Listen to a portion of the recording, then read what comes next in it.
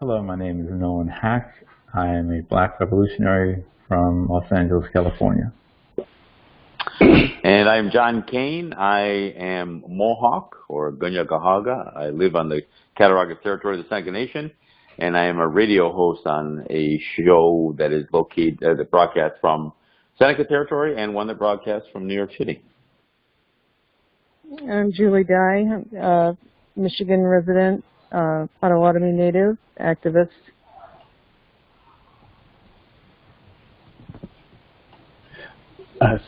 Derrick, writer from Texas, and double master's student. All right. Topic on the docket tonight, holding ourselves accountable. This goes for celebrities and non-celebrities in the Native and Black communities. And what's, as I said before we hit record, Kanye's nonsense is what put this topic on the table. And growing up, for me, I remember OJ, and I remember I think the numbers were high 50s, low 60s% black people in the black community believing OJ was innocent. And then the next decade, especially growing up in Los Angeles, it was Kobe Bryant's rape case. Even though in the case there are the words, his blood on her shirt, her blood on his shirt, her blood on his shirt. And yet everybody in LA defended him in no end, associated brothers and sisters. Now we have Bill Cosby. We are, too many of us defending him. Kanye, some of us defending him, and then Kanye just acting a fool. And you have, I believe the woman's name is Kaya Jones, who works for Trump, the Trump administration, and she's supposed to be, I don't know what the title is, Native advisor, Native token Native, I don't know. Ambassador or something to his coalition. Okay. Yeah.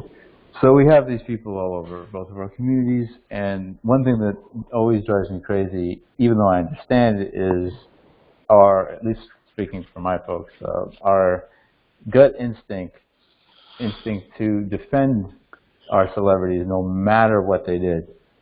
Because, and the part I understand is the minute we are born, we are guilty. We are criminals. Everything we do is wrong. So if we're accused of something, let's see if we're famous, well, you're trying to take them down. You're trying to what they've built for so long. Obviously, there's a lot of us saying about Cosby. So with all that said, what is your thoughts? What are your thoughts on this very subject? Anybody wants to jump in? Well, I'll jump in. This is John. There are a couple of issues at play. There's one thing to be accused of something, but there's also the idea of trying to defend a indefensible position that somebody takes, especially if they're taking that position as a black man or as a Native person, when what they're speaking of is not just a political ideology. It actually goes against, it works, somehow works against the people.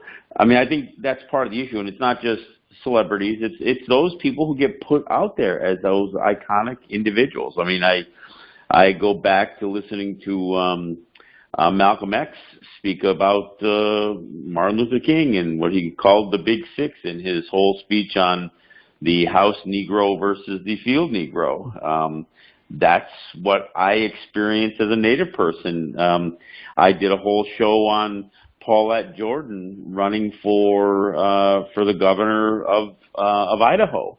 And for me, I don't know. That to me is, batting for the other side. That's leaving the Coeur d'Alene council that she used to sit on, many years ago, and then becoming a state representative. Now that puts her in a position to represent a state that is the 7th whitest state in the country, with a population that is almost 90% white, and less than 2% of the population, and only 1.4% of the population is Native. So who's team is she batting for when she's running for state office or for whether it's on the state assembly or the governor.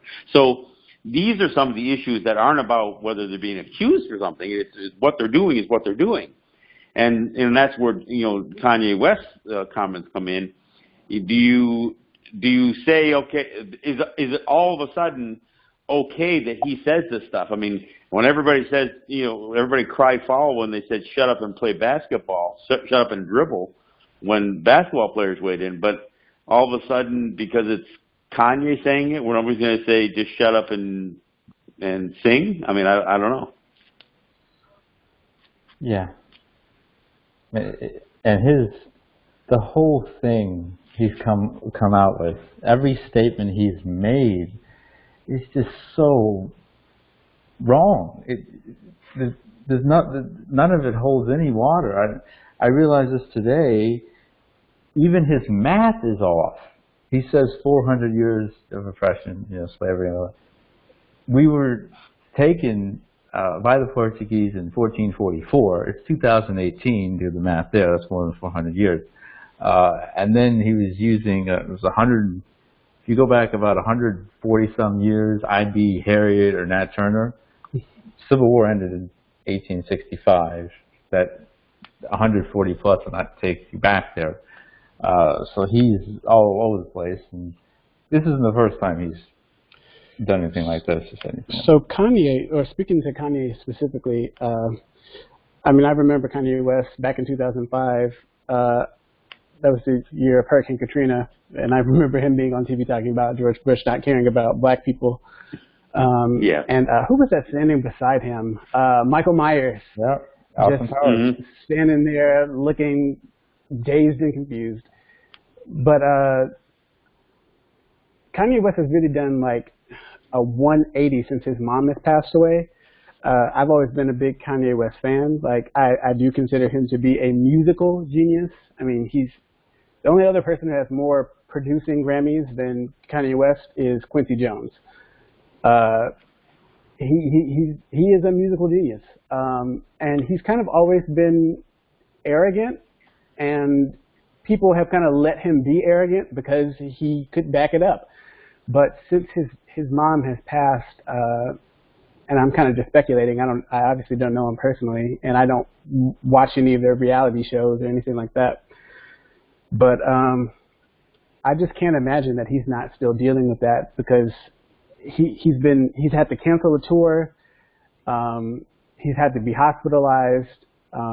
He's gone on stage, and him and Jay-Z are well. He has like a strong emotional attachment to Jay-Z. Like, he considers him his big brother. I think there's some evidence that maybe suggests that, not that Jay-Z doesn't care about him, but like maybe he's just a bit cooler on the relationship, because like a few years back when he was touring with his last album, like he was going on stage and like doing like rants talking about how Jay-Z wouldn't call him back, and Beyonce wouldn't bring Blue Ivy over to play with his kids, and he's been having a breakdown, like I said, since his mom passed. And so I think that at least part of this is fueled by that. Now, he's also got this like obsession with like the dominant culture. And so he's also been, I think, I don't know, talking to some Kardashians, or I don't know who's got him on this new kick, but what I heard him say was probably, it's probably hyperbole to say it's the most damaging thing that I've ever heard a public figure say, but it was definitely one of the most damaging things that I've ever heard a public figure say. Like, it made no sense.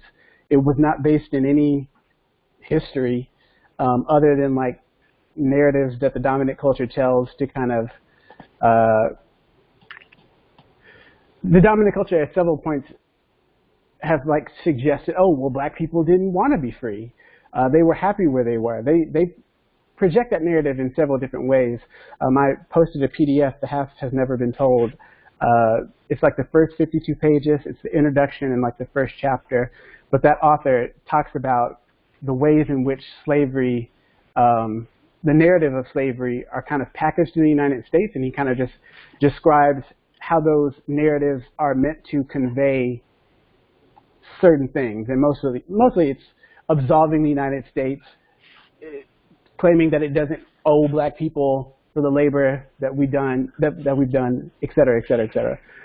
So it's easy kind of to know like where he picked that up. Oh, well, if we were slaves for 400 years, maybe they wanted to be slaves, because that's kind of perpetuated subtly in a lot of different fashions. But yeah, I don't know who's been in his ear. Well, money talks for one, and that dominant culture talks.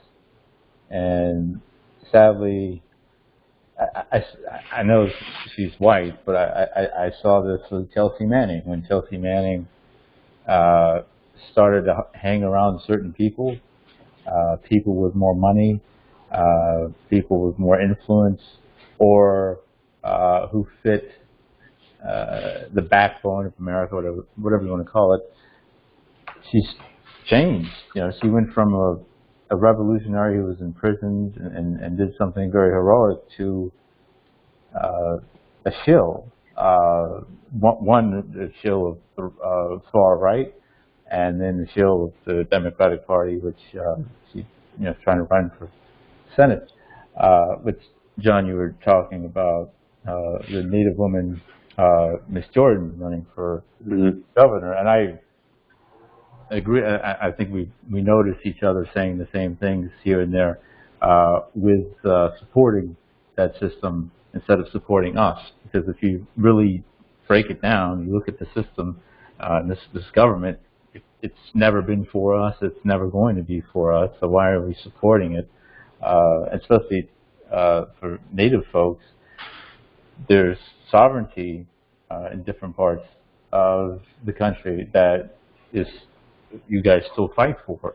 So why would you want to go for the oppressive government that is trying to wipe you out and still trying to wipe you out, or instead of, hey, wait, this is ours. This is still our land. We as a people are trying to be who we are, and I see similar things in Africa, which is very, speaking for my own people, it's very depressing to see us be so beholden to politics that aren't ours, ideologies that aren't ours, and you see it. Flash all that forward, you see that with Kanye. Kanye, like Derrick said, his pulled a 180. Since he said George Bush does not care about black people, anybody who actually wants to refute that doesn't know very much about George Bush. He has gone, he's gone rogue, and it's very sad to see, because I'm with Derrick. I think he's a musical genius. One is a rapper and also as a producer and a writer, and I think that's one thing that hurts so much when you see someone like Kanye do that. Like when he said that, even though for me, I jumped off Kanye's ship a while ago, because he was defending Trump before the election, for example. Right. And I had actually stopped. Kanye, in my opinion, has been getting very kind of disconnected from his music, because I really only liked Satellite Beam on The Life of Pablo, like his last record. I really only liked that one song. It's really not like the old days, but that can happen with any artist. That doesn't necessarily have to be connected to what we're talking about. But I mean, Kanye West built a fan base off that specifically. That one moment, we kind of all gathered around him and his talent, and he seems to not care that he's alienating most of his fans. I was talking to some folks at work. We had just all happened to be black, and we've all blocked him on Twitter. We've all blocked him on social media. I saw he posted some text conversation between him and John Legend, where John Legend was telling him, hey, I really hope that you will reconsider aligning yourself with Trump. You're really influential. A lot of people look up to you, and your fans are taking this as a betrayal. And he kind of just blows it off. I don't know if I don't know if he maybe is supposed to be on some type of medication. I'm not a doctor. I'm not saying that he is or isn't, but he seems a little erratic. And so I've seen it suggested that maybe he is trying to create, and like most creatives, if he's taking medication, it kind of interferes with his creative process, and so he's not taking it. I don't know, but I know those comments were disgusting. And if you go on Twitter just now, I'm sure that you could find them on Facebook too. Like pretty much every black celebrity, and some who are not even black, have been like sending him like book titles and like basically just throwing information at him, whether or not it works. But I do think that we could have a conversation about celebrity. I don't know if I totally buy into the idea that most people worship celebrity.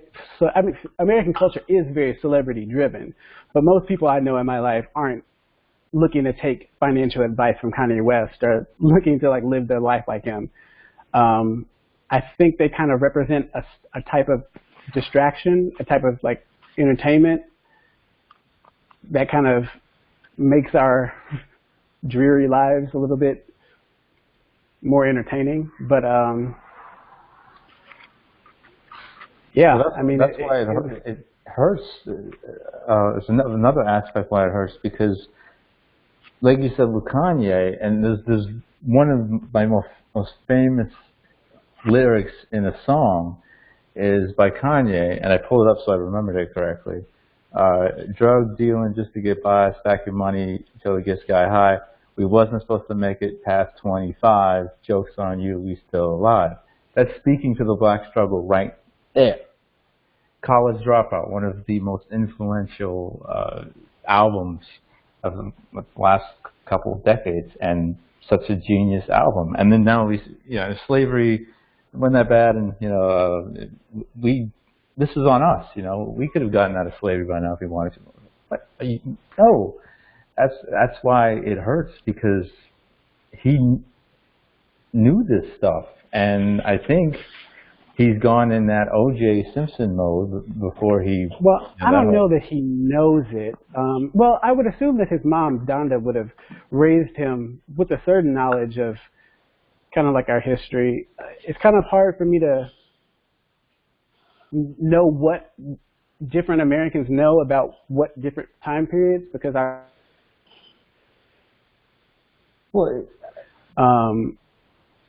mean, I growing up, I heard a lot of like Myth of the South type history, even like in the early 90s. I don't know if he was exposed to that, but I know that I was, and it's part of my adolescence was kind of like learning what that was, what that phenomena was, because I would notice that the way my grandparents would talk about race and the way like my white conservative like history teachers would talk about race would always be like totally different. Almost like they were like describing different eras. Realities. Yeah, entirely different realities. And so it's kind of hard for me to speculate about what he knows, but I definitely don't feel like this is how he thought before. Yeah, that was my point. He's become very comfortable with white society. It reminds me of O.J. O.J. coined a saying, quoted as saying, "I'm not black, I'm O.J." OJ, oh yeah, he is. Yeah, that was his little thing. He did this. I mean, he even stereotypically he went into white society. Leave the black wife for the white wife. Go have kids. Go have kids with the white wife, and white society loved him. Even when he was in school at SC, which is a very posh school out here. And with Kanye, I mean, it's sad. Diddy's another example, who's lived in the Trump Tower. I don't know if he still lives there.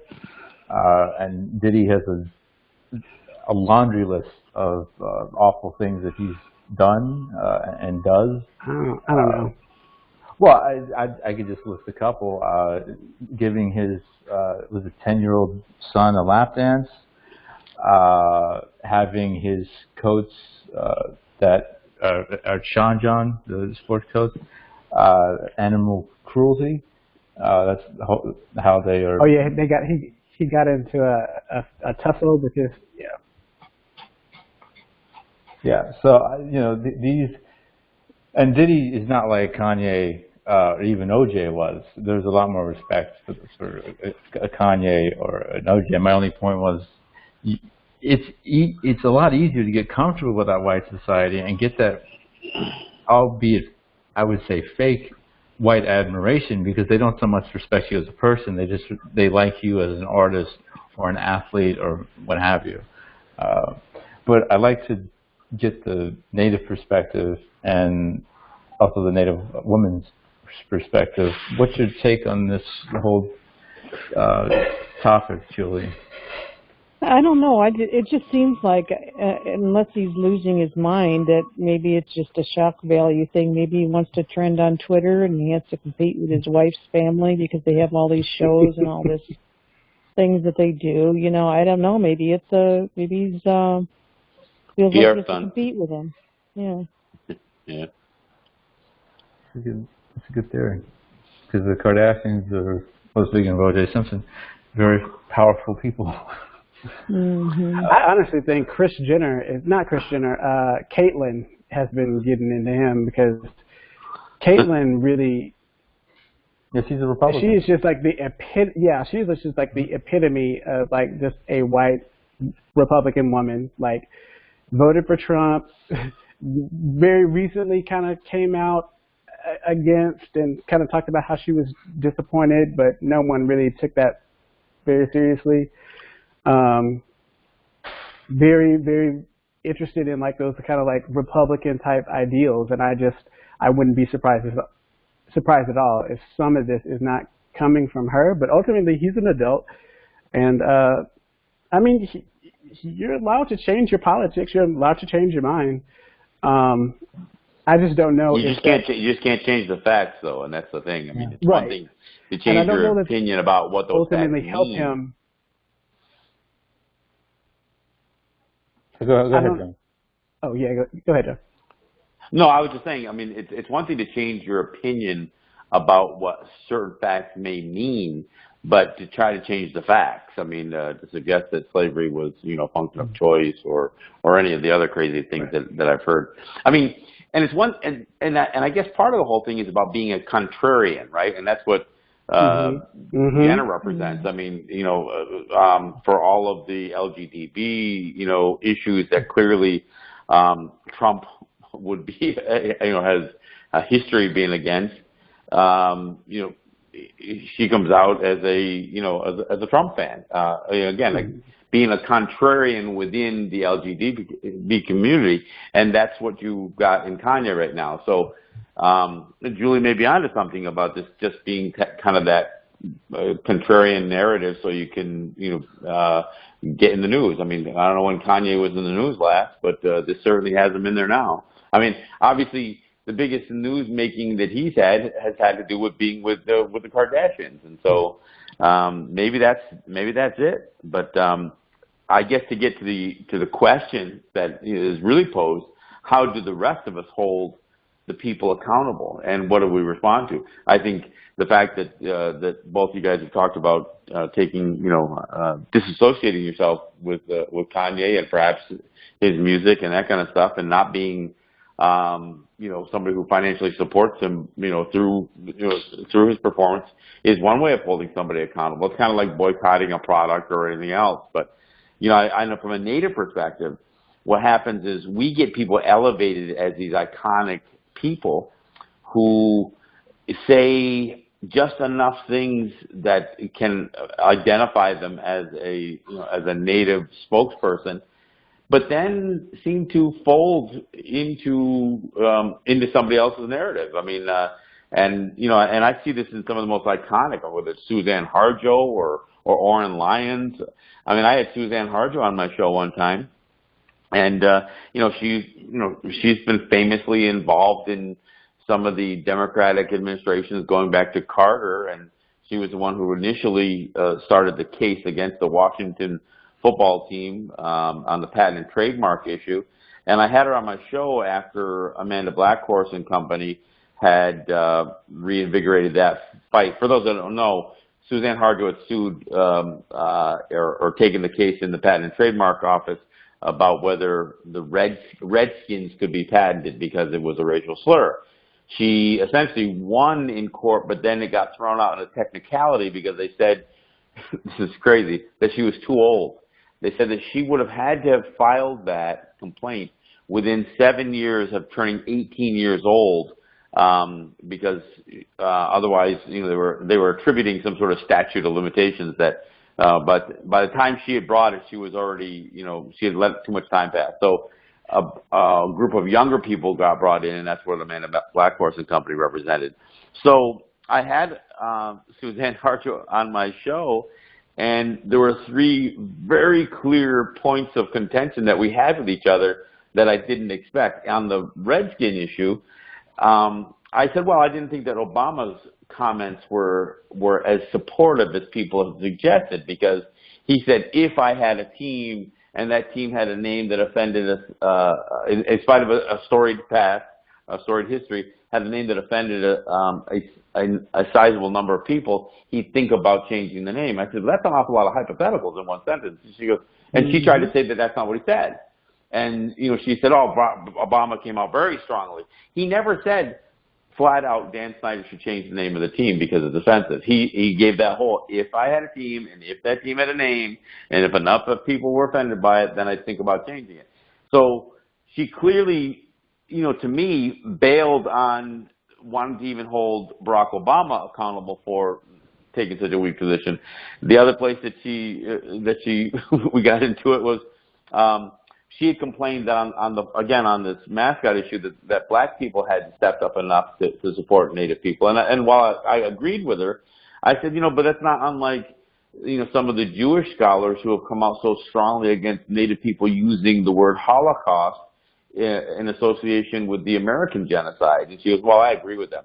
That's their word, and we shouldn't use it. And by us saying American Holocaust, we are essentially denying theirs. And I was taken aback to have her take such a strong position. So there was those two, and then the final thing that we disagreed with was the case of the Hawaiians who were rejecting this notion of being turned into a federally recognized Indian tribe. And she made it sound like, oh no, they all want that. And I would just have done show after show after show covering how hearings at, over a dozen hearings in Hawaii were filled with people telling the Interior Department to go home and send John Kerry, the Secretary of State, because they were advocating for the Hawaiian Kingdom not to become a tribe. And so to listen to a Native person, I'm not trying to pick on Suzanne Harjo, but this was the example of somebody who clearly was detached from what I think many Native advocates would have suggested was a contrary view, but because of who she is, how well she respected she was, she's saying this stuff, and of course I had to call her out on my show without being insulting, but at least they agree to disagree kind of thing. Right. And I've heard a good number of black and Native activists, even revolutionaries or just famous folk. LeBron is a good example. I saw a meme that said, Kanye, what is he doing off stage? He's aligning with Trump. But what is LeBron doing? What is LeBron doing? You mean LeBron? He endorsed the other white supremacist for president. Actually went to one of her campaign rallies. Dead silent about Tamir Rice, even though that was in his state. That's where he has never stopped living. And of course, he also wears the word Indians on his chest because he's a big fan of the Cleveland baseball team. So that lack of accountability, a lot of times, it doesn't cross party lines. If it's someone like Ben Carson or Sheriff Clark, Kanye, we'll get on them. We'll burn them.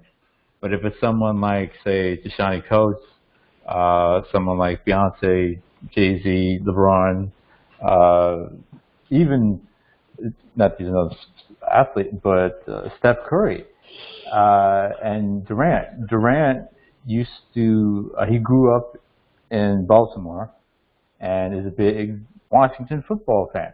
And he wears, the jerseys and the shirts and everything, goes to their games, says the word. And Curry works, he's a sponsor he has an endorsement deal with Chase. Chase has a whole bunch of money tied up in the Dakota Access Pipeline, and also helped slavery go along back in the day. So it's one thing for me, at least, it's difficult to kind of know how to navigate that, because most celebrities of any creed, race, whatever, are problematic. But then you're talking about black celebrities, and we're supposed to support them because we need positive role models. That's one reason why Black Panther was so important, and it was an amazing movie. But most of us don't hold our black celebrities accountable, especially if they are liberal leaning. I'm not saying liberal or conservative is good at all. I'm just making the point. Because sovereignty is a big issue, because this is still your land, and because the population is less on paper than ours, obviously, and there are less, celebrities in the Native community. How does that kind of differ, Julie or John, with that aspect of, celebrityism and defending your celebrities as a community? I wanted to just interject really quickly and just say, especially about these team names, we have to also remember that these are brands. And if you're an athlete and you play on this team, you're going to be contractually obligated to not speak ill of this team. Like, you never hear athletes speak ill of, like, the owner. I don't think I've ever heard them speak ill of, like, the general manager. Some do, but yeah. I know that when you act in films, like, and you're obligated to, like, do whatever press for whatever movie that you're doing. Like, you can't go out and say, "Oh, I actually had a terrible time. I didn't like this. I didn't like this. I hated working with him." These things are also complicated by the fact that they're brands, right, and that the people who are working for them are basically subservient to that brand. At least in the case of LeBron plays for the Cleveland Cavaliers in right. the NBA. Right. He's a fan of the Cleveland quote-unquote Indians.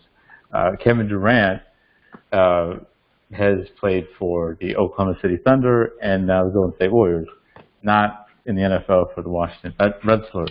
But it might not be. I don't think those contracts are only limited. They're probably not just limited to your individual team. I don't ever hear them speak ill of other general managers or owners as well. Like, these owners are basically a clique.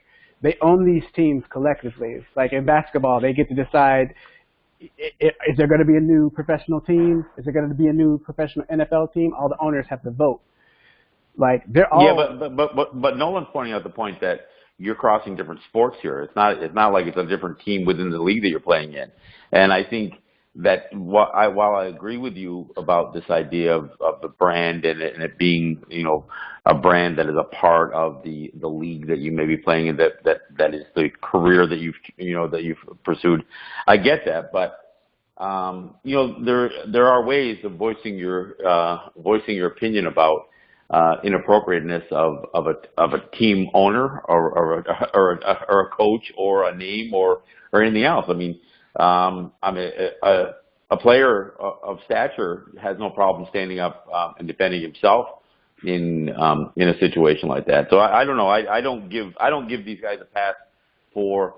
I mean, it's like I can't remember which ball player it was that wore the Caucasians T-shirt on ESPN. He's a commentator on ESPN. Yeah, exactly. So, I mean, was that to a game, there are or was ways that you outing? can. Well, and but I mean, that's my point. There are ways that you can communicate that message, and for people who are involved in professional sports and understanding that professional sports is a bastion for some of that misappropriation, I don't necessarily give these guys a pass for. I mean, look, you can like the Washington football team and still not have to embrace the logo or the or the name, the slur that they chose. So, I mean. So that I will say, but I guess getting back to Nolan's question, I was going to give Julie a chance first, but I'll go ahead. The sovereignty issue is quite a bit different than figuring out which side of the American political spectrum, because I don't think our sovereignty issues are a liberal or a conservative issue or a right or left issue. The problem that I get is when some of our people get so involved and so caught up into the American political spectrum and a little American political machine that they ignore or completely bail on the whole notion of sovereignty. And again, without trying to pick on Paulette Jones or Paulette Jordan running for running for governor. I mean, Diane Humatiwa, who was named a federal judge down in Arizona.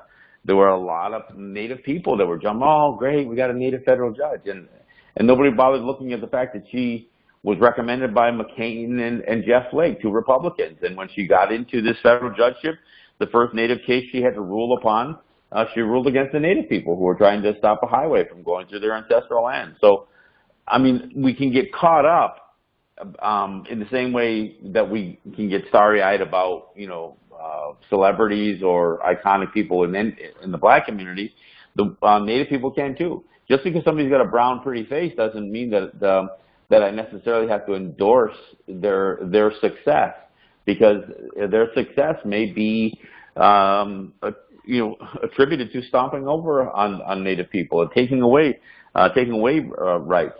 I on the political side, I've got to remind people that there was, and most people don't know this, there was a vice president of the United States who was Native. He was Kaw, and it was Charles Curtis. He was a vice president under Herbert Hoover. He was a congressman from Kansas and a senator from Kansas, and he was terrible for Native issues. So when people are saying, oh, we need a Native president of the United States, I say be careful what you wish for, because you might end up with a Charles Curtis in there, somebody who decimated land ownership in Oklahoma and a few other things, and was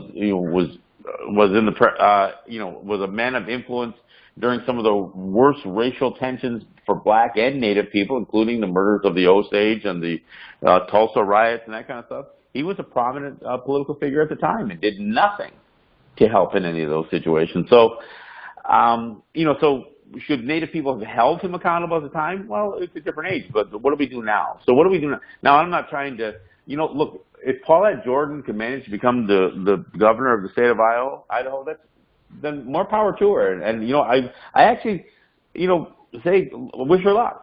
I just don't want her to take a bunch of Native people with her. That's my big issue.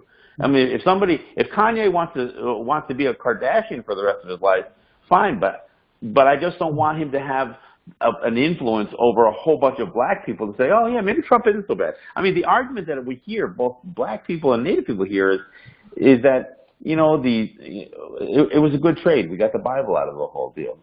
Turned us all into Christians.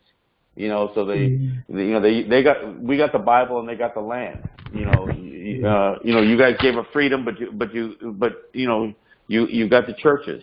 And that's kind of where, again, Malcolm X taking his view against these King and the Big Six that were all tied to religious denominations, as opposed to understanding that the church played a role in some of that oppression. So that's my view on how that tying the sovereignty issue, because the sovereignty issue is about distinction from either end of that, from the entire American political spectrum, not just the right or the left.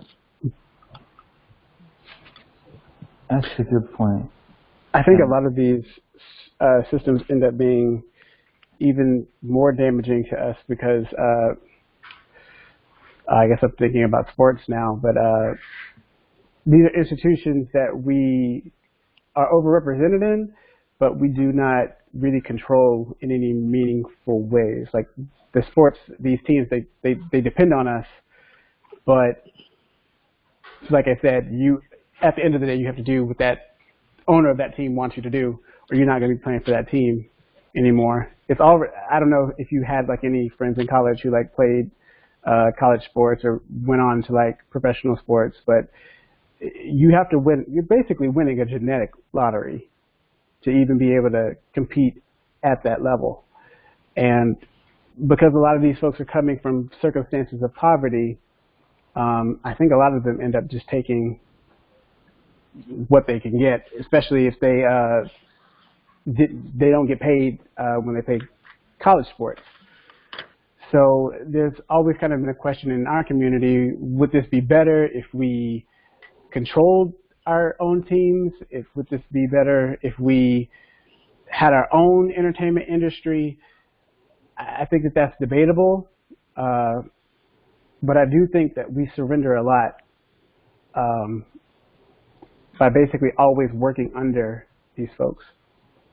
Well, I will say that when I look at what happened with Sterling and the way the black athletes in particular, but not just black athletes, but the way they stepped up against his racism and overt racism was a thing of beauty as far as I was concerned. But we don't see that. I mean, more people took a knee and then orchestrated, taking a knee for all the wrong reasons as far as I was concerned, because of Donald Trump, you're saying anybody who takes a knee is a son of a bitch and they should be fired.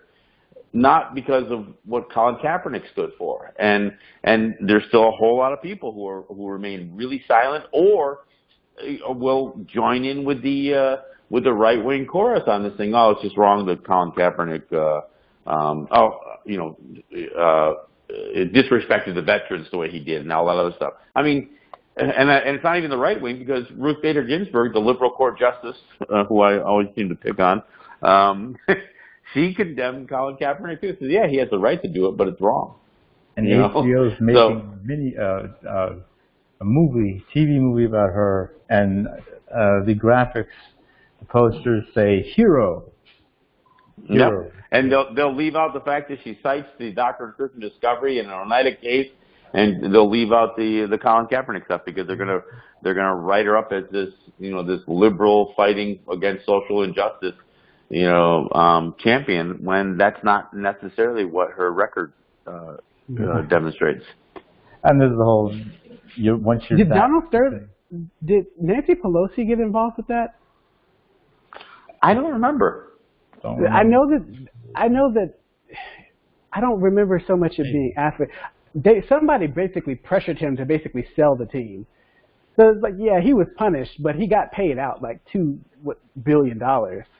If you can call that a punishment. Well, the league also put a big amount of heat on him. The Players Association did as well. Yeah, the commissioner, they all did, yeah. Yeah, and I'm sticking to sports for a second.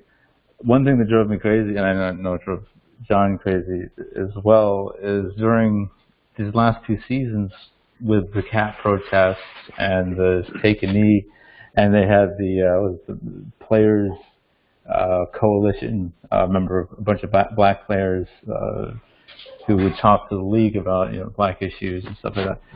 One of the members of the Players Coalition was Josh Norman, who is a star player on the Washington football team, and he's quoted as saying, "My grandparents was Native."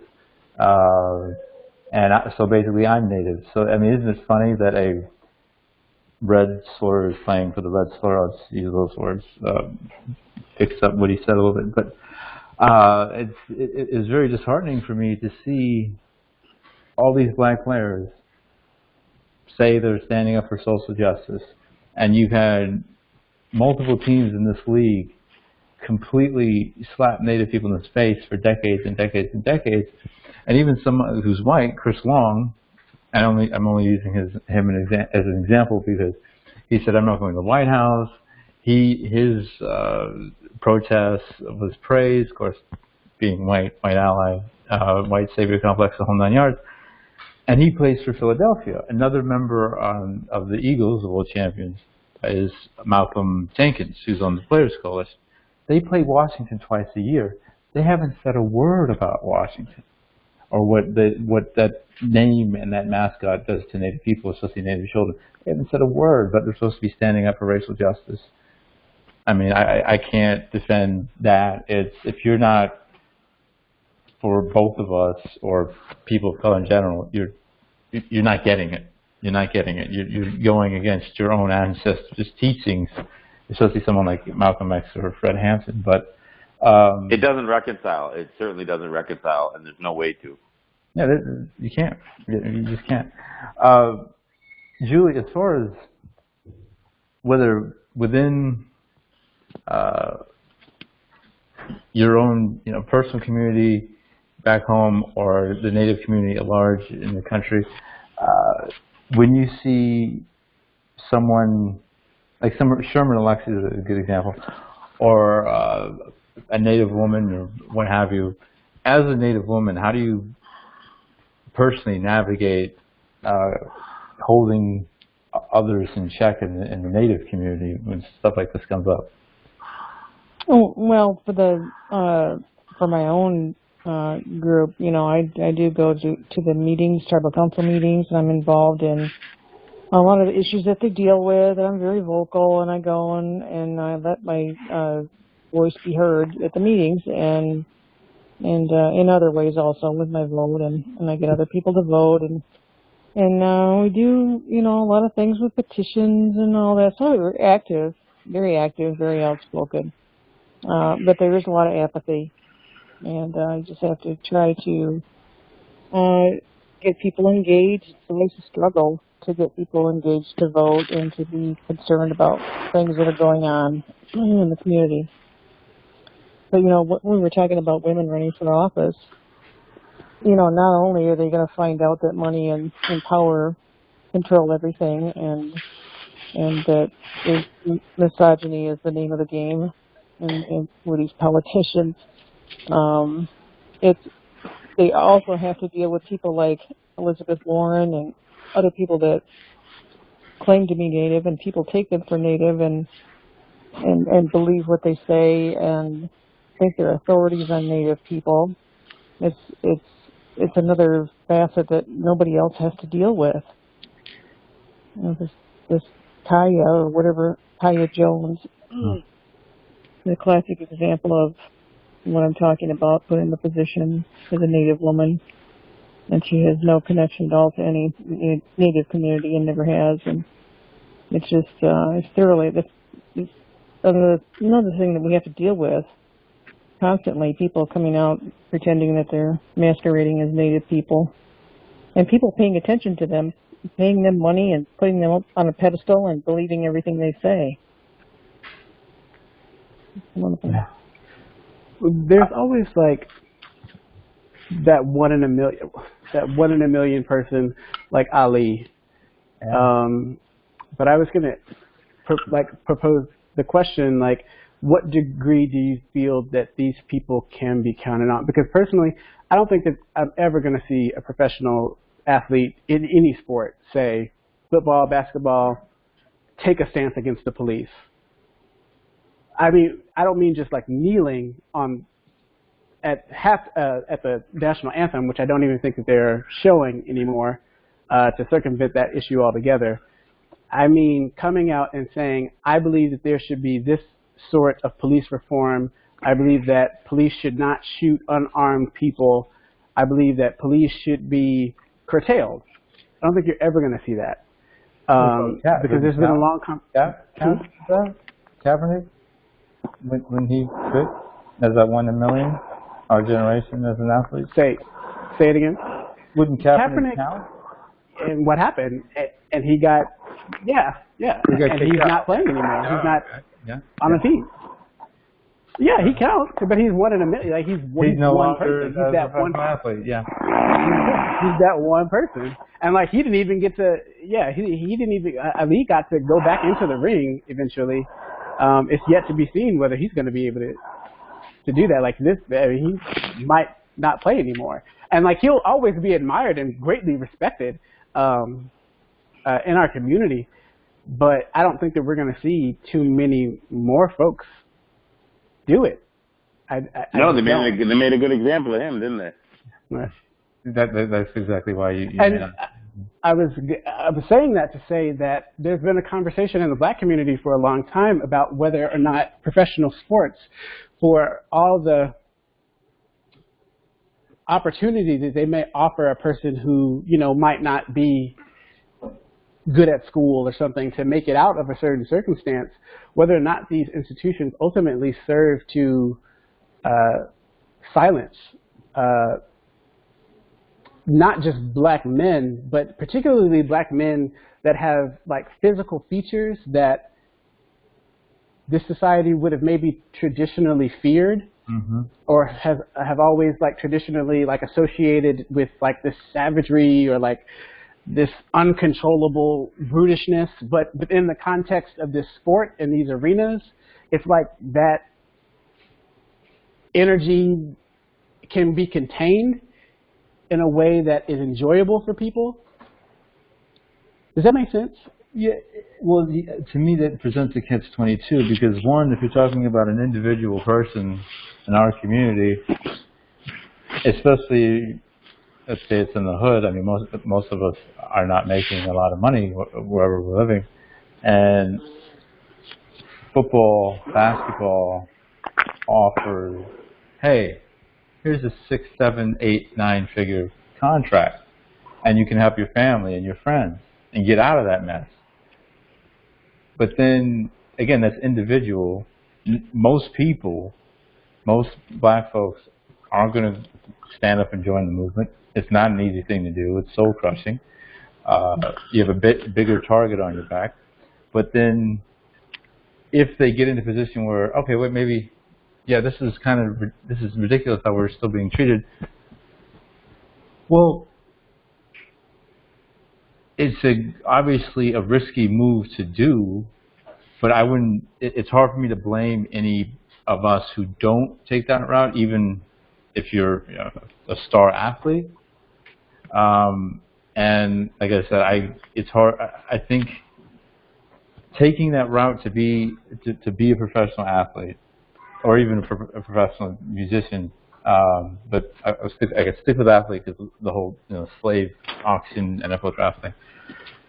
It does offer us something we wouldn't get otherwise, especially in terms of financial security. Of course, then you also have the concussion issue and the serious health risks, especially down the road later in life. So that's a whole. I mean, to me, that's a catch-22 on multiple sides. So like the combination of this professional sport mixed with taking you out of this circumstance, mixed with the fact that a lot of times the fans of these sports are often white, older men. I think the last time I checked, 60% of Americans disagreed with Colin Kaepernick's taking a knee. Yeah. They expect you to shut up and play, and they say as much.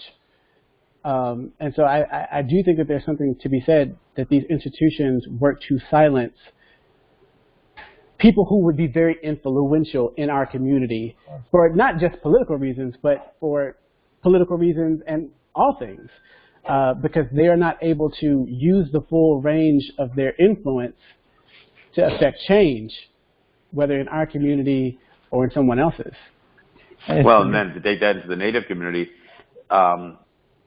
where it isn't necessarily when you look at the success of certain individuals in the Native community isn't necessarily tied to sports, although there's a few. We'll see the best and brightest oftentimes lured off of our territories to go to Washington and work in politics for their politics, or they'll run for state office or run for or whatever, or or they'll gravitate off our territories. I mean, we lose. I mean, from the idea of a depleted gene pool, I mean, our best and brightest, they have to view their opportunity for success within the American standard, that it's directly associated with leaving our native territories and heading for, you know, these urban environments and that kind of stuff. So this is where it isn't, you know, it's not. It's a little different from a native standpoint, because our poverty is, you know, levels are even lower than the majority of native communities. The poverty level is much lower than the majority of black communities, and so the idea of living in poverty with very little chances of success, we don't have a whole lot of the role models, and the few people that do. When you look on a native territory, ironically, the haves and the have-nots are usually run right along the lines of who's involved in tribal politics and who isn't. Those are the best jobs, and if you're really good and you gain the attention of people at the state level or whatever else, you're going to be lured right out of that tribal politics. And again, there's going to be those of us in our native communities who are going to look at these people as heroes and as people that made it, and we almost wish them luck, right? even as we know that we just lost another one to the other side, and that's, I guess that's kind of the you know, going back to that core question: how do we hold people accountable? And for me, at least let's acknowledge what that is. I mean, I think it's great to have a kid from the hood go become a professional athlete or a professional musician or whatever else. But I think we do, you know, just like in the Native community, I think that we do have an obligation to hold them accountable, and let them know what they left behind, and oftentimes not only left behind, but left behind and essentially piled on what they left behind because of the roles they play when they do achieve white man's success. And I'm going to call it that because it's a dollars and cents proposition.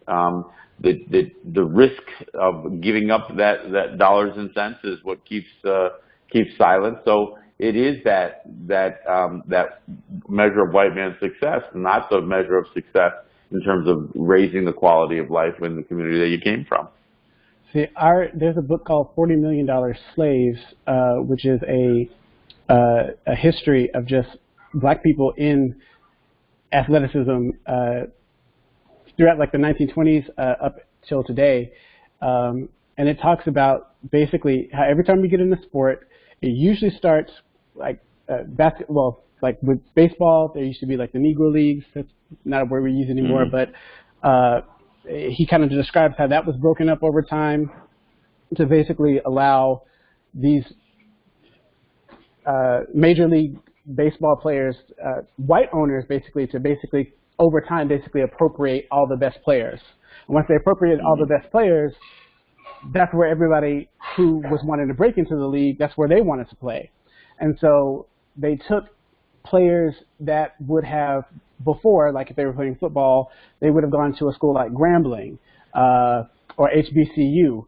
HBCU, I mean, it is still college football. It is still a big deal, but it used to be an even bigger deal because that's where all of our best players were, and they were staying pretty much within our communities where their grandparents and their family had much more of an influence on them.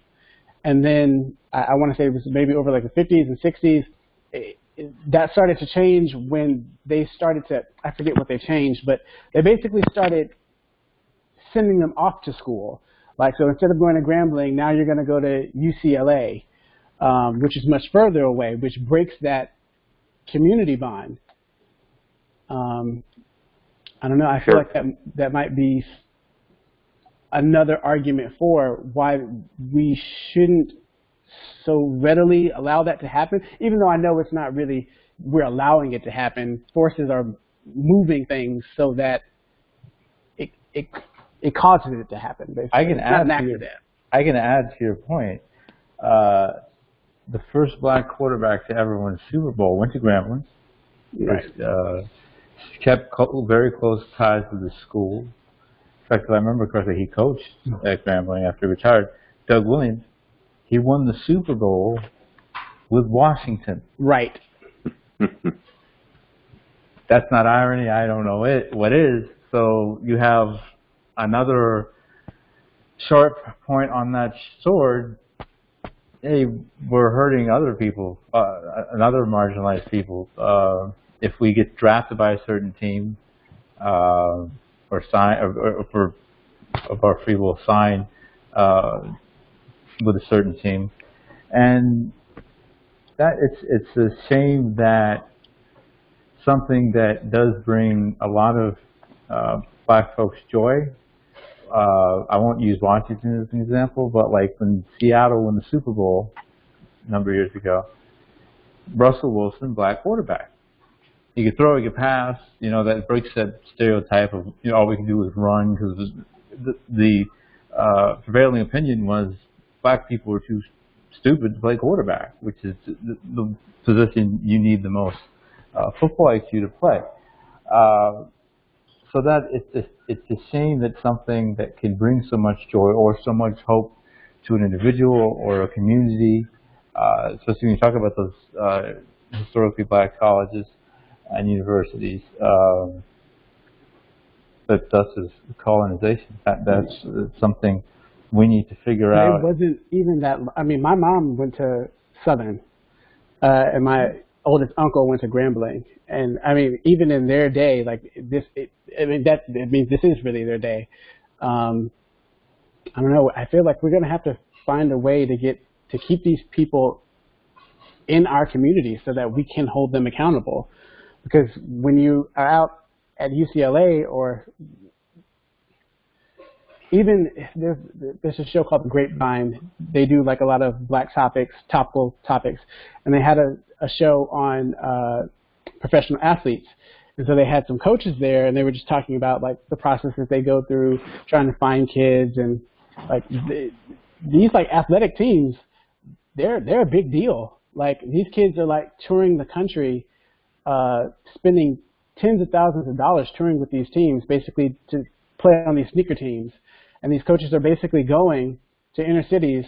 And one coach in particular, who's talking about how they prefer people or single mothers, because then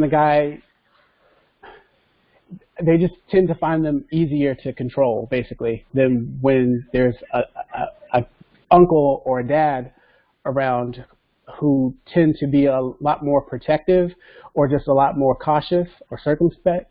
And so he's talking about how he's seen agents like work and like drive wedges between the son and the dad. And like the agent will start telling the son, oh, I don't know if your dad really wants you to do this, you know, he's holding you back. And we're going to have to find a way to stop that circumvention, to stop that ingratiating in. And that happens in the music industry as well. People from the 50s and 60s would find these black artists and pay them $100 for all these songs that would be #1 hits, but they would own all the rights and stuff. Like I do think I've never been like a black business will save us type of person, but I do not think that it's wise to take our talent and just give it to someone else, because we can't influence them in the ways that we want. And the biggest sport in the world is football or soccer, and a similar thing happens. These white scouts come from Europe and prey on these young black athletes, kids, and then the black kids are thinking, well, I'm going to get out of poverty. Same thing, you know, in the hoods in the United States. You help my mama, help my father, help my parents, help my family, help my friends, and everything's going to be fine. Well, usually what ends up happening is they go right back into poverty. You're right, because they're broke. Yes. So yeah, there's a lot. And that agent has collected a check over their entire. So if he's taken them from high school through college, he's collected a check every year. Yeah. Even if he only plays 1 or 2 years in like the professional leagues, like he's on to the next kid. Mm-hmm. And if you're talking soccer overseas, there's no high school, college. It's just you go play. If they feel you're good enough to go play at 14, 15, 16, 17, you're going to play for a professional team. A kid playing for a professional team, a lot of times hearing horrible racial slurs, whether you're in Russia or Italy or what have you, and you have to deal with all that. Money management. What does a 17-year-old of any degree know about money management? You know, and then you still wind right back in that poverty that you thought you were being taken out of. Trick, another trick. You say with the agent, white savior complex comes in. Oh, follow him. I'll be fine. Let's get the money. Let's go play some sports. But yeah, there's a lot to what you're saying. I think effectively these people kind of stop being a part of our community. I mean, obviously, our kids look up to them, and they probably come and like do little charity things. But I personally feel there's no reason, as many athletes black athletes as there are in professional sports, and we see like the budgetary like issues that we see like black schools and stuff having.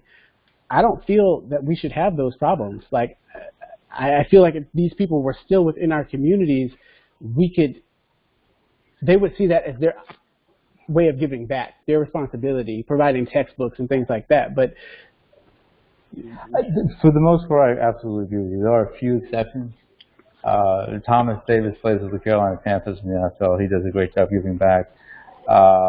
In the NBA, you have Dwayne Wade, and as a lot of people know, Gabrielle Union, his wife, very outspoken about black issues, including Kazi and the Me Too movement. But she can be as his wife. Well, right. She doesn't have a ball in her hand. There is no owner above her head. That's true. But we have gone past our hour, and Derrick, good to have you back, brother. And, thank you. It was good to speak with y'all. Yeah. John and Julie, always great to have you, and I hope everybody has a good week. And whenever I see you all back on the panel, I'll be excited to see you. All right, sounds good. All right. You guys have a good evening. Thanks, guys. Good night. Bye-bye. Yahweh.